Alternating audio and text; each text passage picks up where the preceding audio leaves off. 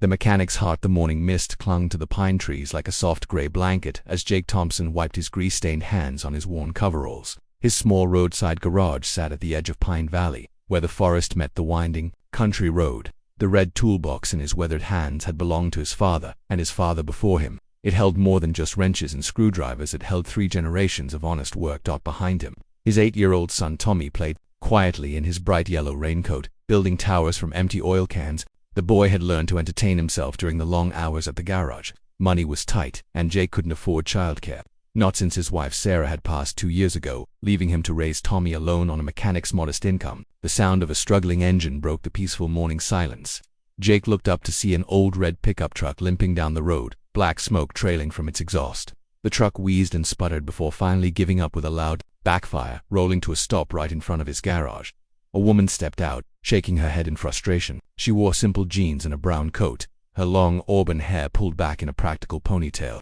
There was something about her quiet confidence mixed with genuine concern that caught Jake's attention immediately. "Trouble with your truck," Jake called out, walking over with his toolbox. The woman turned, and he noticed her striking green eyes held a mixture of worry and determination. "I'm afraid so. I'm Emma, by the way, Emma Harrison. This old thing has been acting up for weeks, and now it's completely given up on me."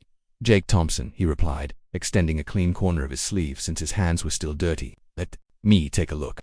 Tommy peeked out from behind the oil cans, curious about their visitor. Emma noticed him immediately and smiled warmly. "And who's this handsome young man?" "That's my son Tommy," Jake said, pride evident in his voice, despite his embarrassment about the boy having to spend his days at the garage.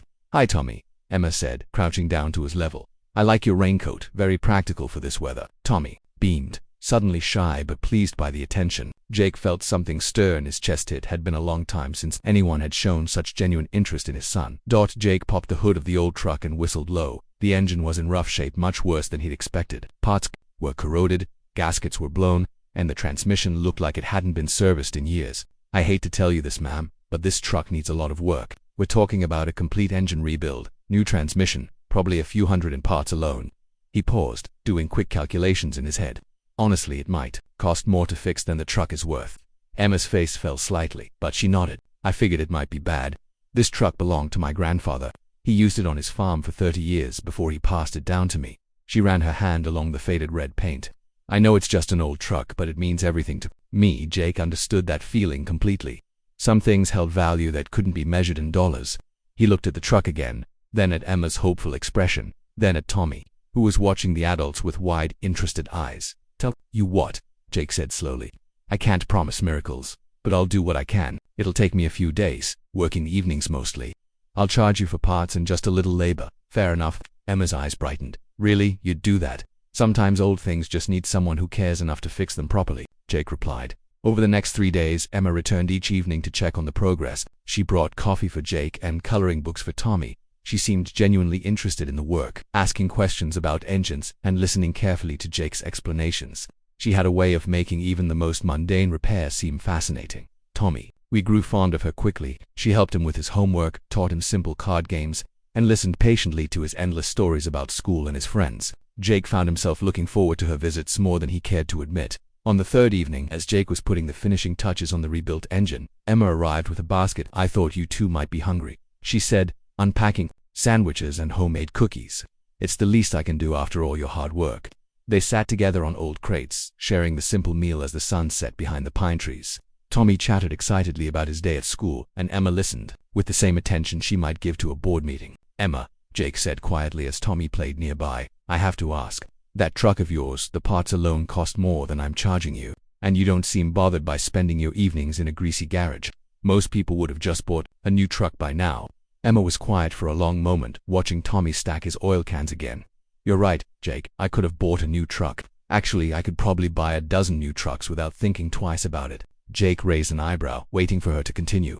"My family, we own Harrison Agricultural Holdings. You might have seen our name on some of the bigger farms around the state." She looked at him carefully, as if gauging his reaction. "I inherited the company when my father passed last year. I'm what people would call wealthy, I suppose."